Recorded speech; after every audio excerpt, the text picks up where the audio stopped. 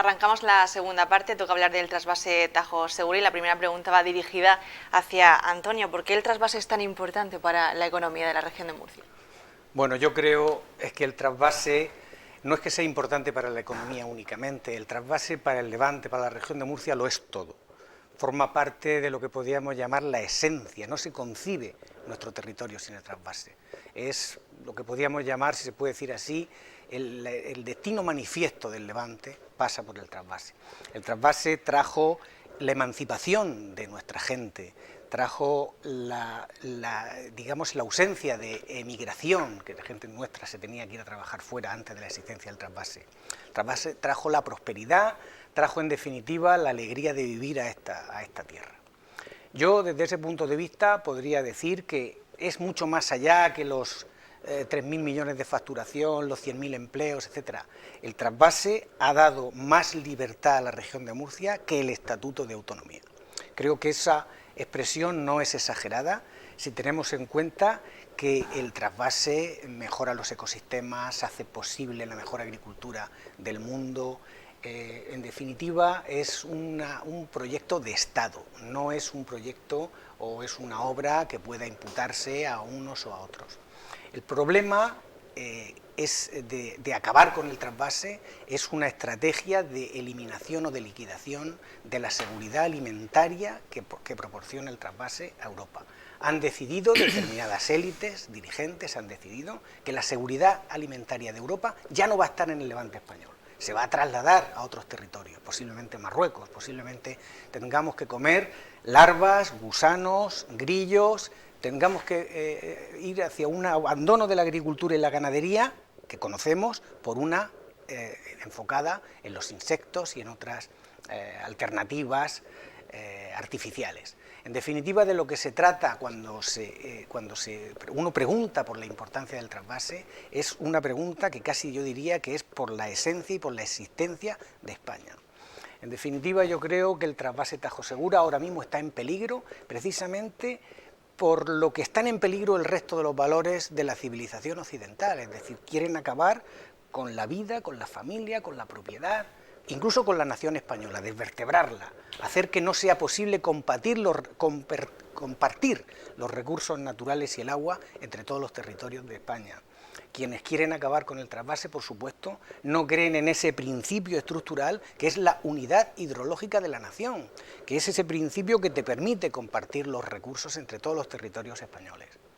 Porque España, el balance hídrico de nuestra patria, es favorable. Solamente el Tajo desemboca en el Atlántico 6.000 hectómetros, por supuesto, el Ebro más de 10.000. Y aquí en el Levante únicamente estamos hablando de una pequeña transferencia de 300 hectómetros, una pequeña fracción. Esa pequeña fracción de agua que se necesita aquí del trasvase del Tajo es inofensiva completamente porque no perjudica en absoluto los derechos de la cuenca cedente. Todas las demandas están perfectamente satisfechas en la cuenca del Tajo sin necesidad de recortar el trasvase y además sin necesidad de recortar el trasvase la calidad del agua, es decir, las condiciones ecológicas del río Tajo están perfectamente atendidas. De hecho, la detracción que se propone de 110 hectómetros cúbicos del trasvase únicamente va a incidir en una lámina de agua imperceptible de apenas unos milímetros en la masa de agua del Tajo a su paso por Aranjuez. Es decir, a cambio de una mejora medioambiental inexistente, prácticamente nula, incluso desde el punto de vista estético inapreciable, a cambio de esa insignificancia se va a perjudicar a todo el Levante español con pérdidas increíbles en pérdida de empleo, en pérdida de exportaciones, en pérdida de modelo agrario y alimentario. En definitiva, se trata prácticamente, creo yo, en ese sentido, de acabar con la prosperidad y con la seguridad alimentaria. Y eso va en armonía con los principios y postulados de la Agenda 2030, que está en esa línea de ir acabando con la seguridad alimentaria. Y yo, quizá no sea exagerado decir que esto puede provocar incluso, no solamente inseguridad, sino incluso hambrunas. Hambrunas es una palabra fuerte, pero no debemos olvidar que la hambruna es una técnica de control social utilizada por el comunismo y que la Agenda 2030 pues no deja de ser otra cosa que el manifiesto comunista para el siglo XXI.